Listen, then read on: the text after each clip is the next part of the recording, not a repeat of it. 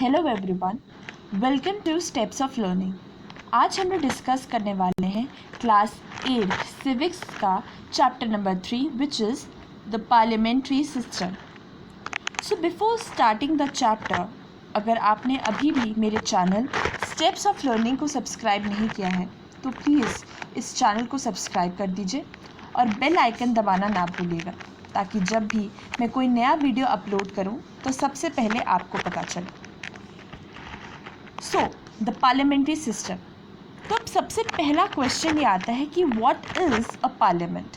Parliament है क्या basically? So parliament is a supreme legislature body. Parliament is a supreme legislature body of our country. So it consists of president and the two houses. Now what are the two houses? One is Rajya Sabha and the next is Lok Sabha. So on 26 January 1950, Constitution of India came into force and this assembly became the Provincial Parliament of India. Passing of the bills and making of the laws are the basic and the main duty of the parliament. तो ये तो हो गया brief knowledge कि what is parliament. Parliament को ही हम लोग संसद कहते हैं। Now the main question is reasons for opting the parliamentary system of government in India. Reasons क्या थे कि हम लोगों ने parliamentary system of government in India को हम लोगों ने ऑप्ट किया। तो इसका पहला पॉइंट है कि being a British colony India was influenced by the British parliamentary system of the governments. जब हम लोग ब्रिटिश के अंदर थे तो हम लोग ने उन्हीं के लॉज को, उन्हीं के चीज़ों को मान लिया था। तो हमको भी मतलब हम लोग एज अ उनके अंडर बंदी के तौर पे हम लोग रहते थे। हम लोग के पास कोई राइट्स नहीं थे जब ब्रिटिश हम पर रूल कर रहा था। सो to give equal representation to the multiple religions and linguistic groups so that they could elect their own representatives. अब जब हम लोग आफ्टर इंडिपेंडेंस, जब हमारी खुद की सरकार आई, तो अब जो आम जनता थी उनको हक, उनको अधिकार देने का ये राइट बनाया गया ताकि वो जो हमारी इंडिया में जितने डिफरेंट रिलीजन के लोग हैं, जितने भी डिफरेंट लिंग्विस्टिक ग्रुप्स हैं, वो लोग अपने हिसाब से, अपनी सुविधा के अनुसार, अपनी इच्छा से अपने पार्टी को इलेक्ट कर सके और जो बाद में गवर्नमेंट फॉर्म हो। The executive being responsible to the parliament reduces the chances of dictatorship. अब जब हम लोग आम आदमी को हक देंगे अपनी कंट्री के अपनी कंट्री में पार्टी को चुनने का, गवर्नमेंट फॉर्म करने का, तो ही हमारी कंट्री डेमोक्रेटिक कंट्री कहलाएगी। वरना तो हम लोग एज अ डिक्टेटरशिप ही ये हुई, जैसे हम लोग ब्रिटिशर्स के टाइम पे थे। तो अपनी इंडिया हमारी एज अ डेमोक्रेटिक कंट्री है, तो आफ्टर इंडिपेंडेंस वो दिलाने के लिए हमें जो राइट्स थे वो सभी आम लोगों को देना पड़ा। So this was the basic idea. Now let's understand कि पार्लियामेंट क्या है, what is the composition of the parliament. तो अब ये क्वेश्चन है। सो पार्लियामेंट ऑफ इंडिया, जिसे हम लोग संसद भी कहते हैं, is the supreme law making institution. Parliament is the supreme law making institution. It has to houses. इसके दो हाउस होते हैं, जिसमें मैंने आपको पहले भी बताया था, Rajya Sabha and Lok Sabha.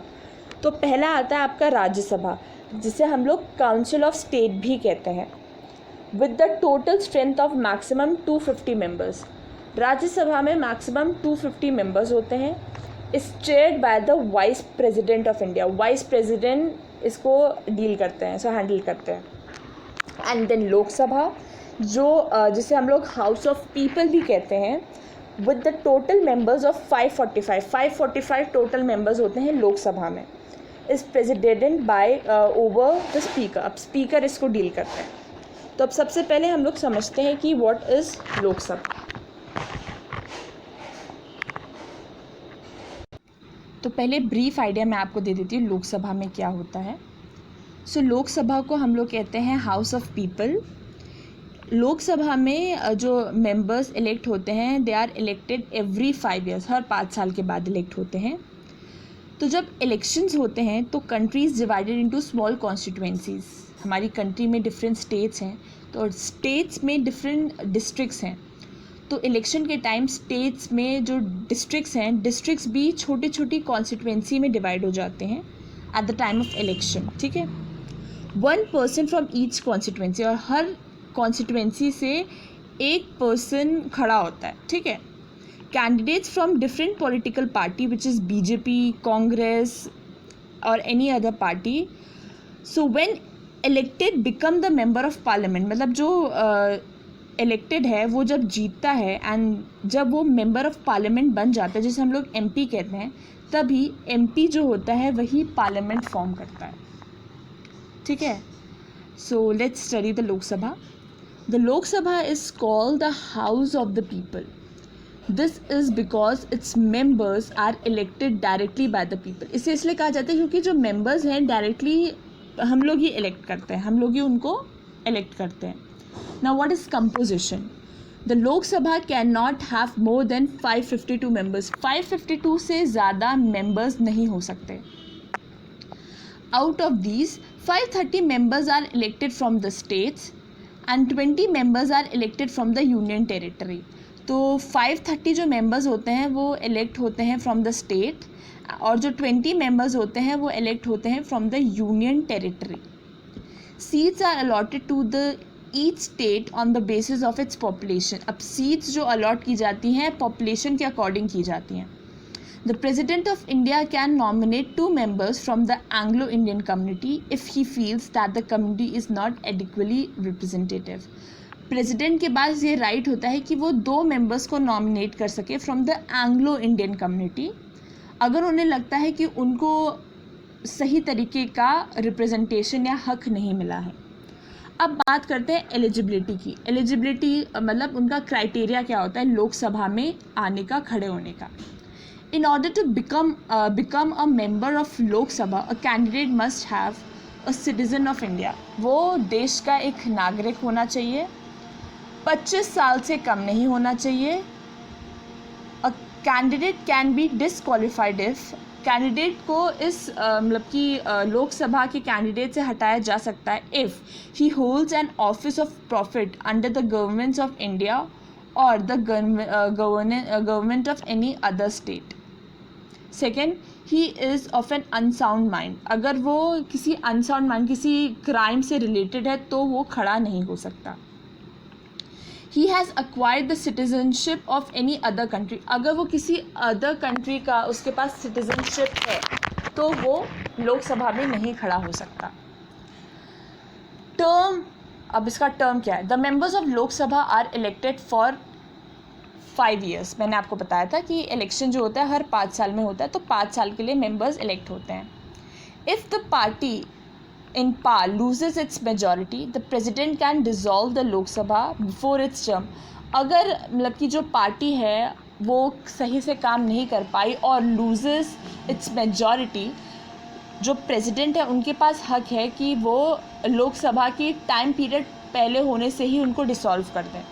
On the other hand, in case of emergency the term of Lok Sabha can be extended for 1 year also. अगर इमरजेंसी पड़ गई तो लोकसभा का जो टाइम पीरियड है 5 साल है, उससे 1 साल ज़्यादा भी हो सकता है।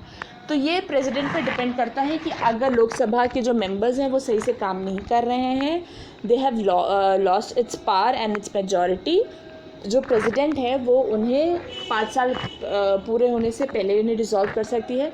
लेकिन इमरजेंसी में अगर उनकी ज़रूरत है तो वो 1 साल ज़्यादा भी उनका टाइम पीरियड हो सकता है। Now what is the procedure of the election? अब प्रोसीजर समझते हैं। Members of the Lok Sabha are elected through the general elections। General election होते हैं, उनसे ही उनके मेंबर्स सेलेक्ट होते हैं।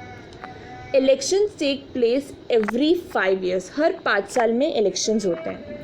For the purpose of election the country is divided into constituencies. जैसे मैंने आपको बताया था कि हमारी एक कंट्री में डिफरेंट स्टेट्स होते हैं, डिफरेंट स्टेट्स के अंदर डिफरेंट कॉन्स्टिट्यूएंसीज होती है, जो जो स्टेट्स होते हैं उसमें डिफरेंट डिस्ट्रिक्ट्स होते हैं, जो डिफरेंट डिस्ट्रिक्ट्स होते हैं उनको भी हम लोग डिफरेंट कॉन्स्टिट्यूएंसीज में डिवाइड कर देते हैं। A constituency is a geographical area represented by the member of parliament। Only 1 person is elected from each constituencies. मैंने आपको बताया था सिर्फ एक ही इंसान इलेक्ट होता है हर कॉन्स्टिट्यूएंसी से. All citizen above 18 years have the right of vote. 18 साल के से ऊपर वाले लोगों को हक है वोट करने का. People cast their vote through secret ballot. Secret ballot होता है जिसमें वो अपना वोट डालते हैं. These days electronic voting machines are commonly used in elections. पहले बैलेट पेपर का यूज़ होता था, लेकिन ड्यू टू पेपर का इतना वेस्ट होता है और इसको बचाने के चक्कर में now there is EVM which is electronic voting machine, जो अब यूजुअली कॉमनली यूज़ किया जाता है. You have already read about this election procedure in class 7th में आपने ये पढ़ा हुआ है. Election in India follow the first past the post election system. It is called the simple plurality. In this voting system, a single winner is chosen in a given constituencies by the virtue of her or his getting more votes than other individual representative. However, in major voting system, the person or the party that receives more than the half of the total votes cast is declared as the winner. After the electoral results are announced, the leader of the party with the maximum number of elected members is invited by the president to form the government. The other party will form the opposition.